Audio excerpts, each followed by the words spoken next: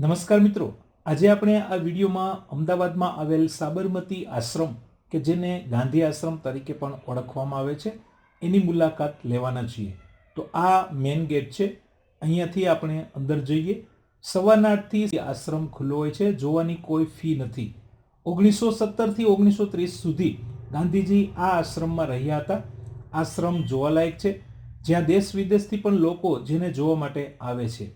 તો આશ્રમ વિશે વિગતવાર માહિતી સાથે જોઈએ આ વિડીયો.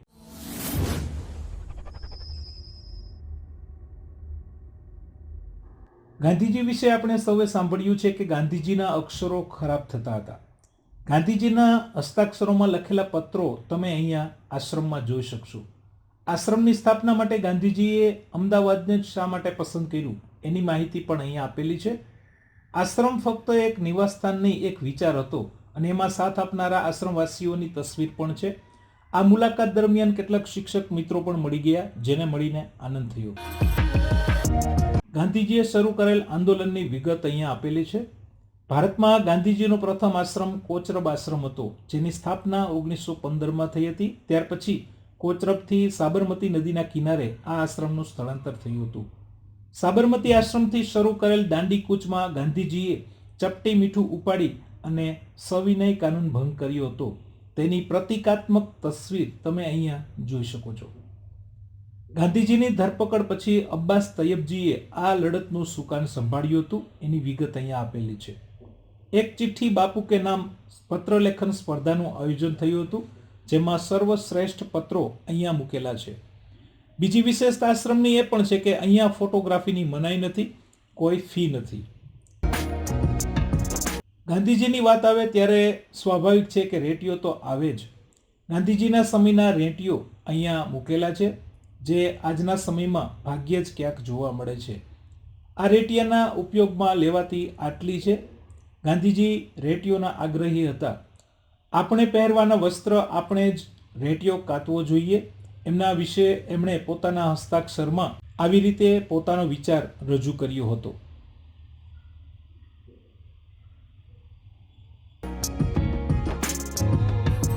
આશ્રમની બાજુમાં આવેલ સાબરમતી નદીનું રમણીય દ્રશ્ય તમે અહીંયાથી નિહાળી શકો છો.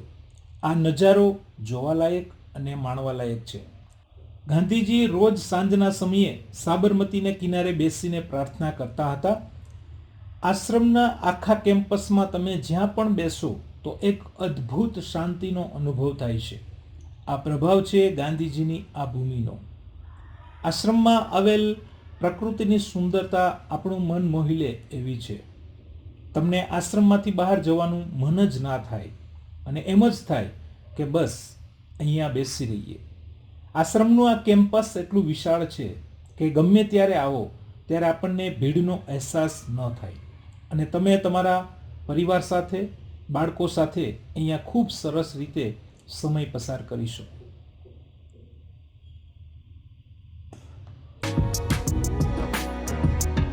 હવે આ એ મકાન છે કે જ્યાં ગાંધીજીએ નિવાસ કર્યો હતો, જ્યાં ગાંધીજી રહેતા હતા, જેમને હૃદયકુંજ નામ આપવામાં આવ્યું છે.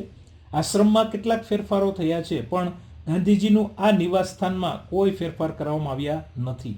પહેલા જે સ્થિતિમાં હતું એ આજે પણ એ સ્થિતિમાં છે. જૂના જમાનાના દેશી નળિયાવાળું આ મકાન છે. અહીંયા તમે જાતે રેટિયો કાતવા માંગતા હોય તો તમને એ અનુભવ મળશે. આ એક અદ્ભુત અનુભવ છે જે શબ્દોમાં વર્ણવી શકાય એમ નથી.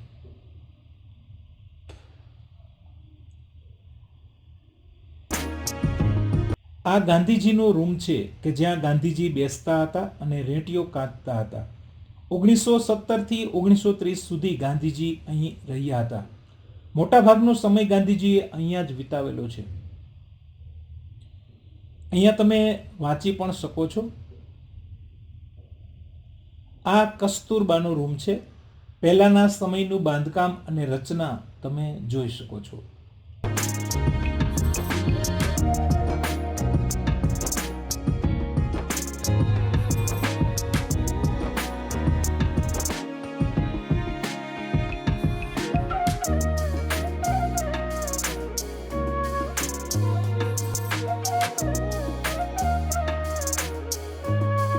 અહીંયા કસ્તુરબાનું જીવન દર્શન આપેલું છે, જે તમે વાંચી શકશો.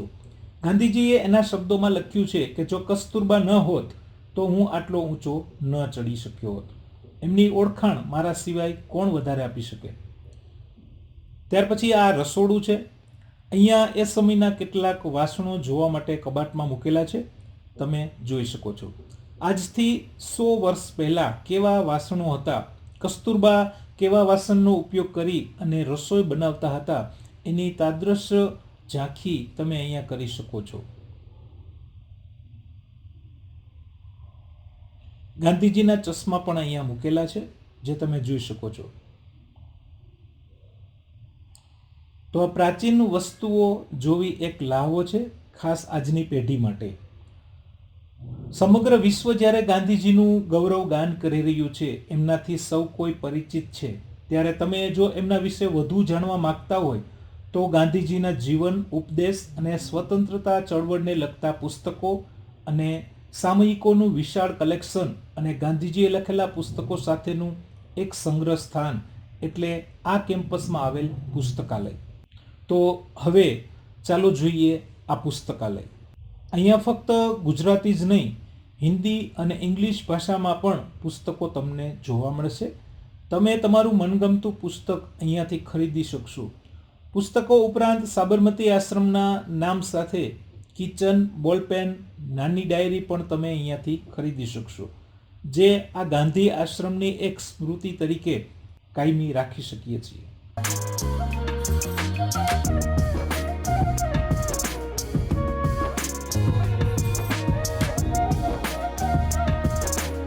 બીજા એક અદ્ભુત વ્યક્તિત્વ એવા વિનોબા ભાવેના નિવાસ સ્થાન તરફ આપણે જઈ રહ્યા છીએ.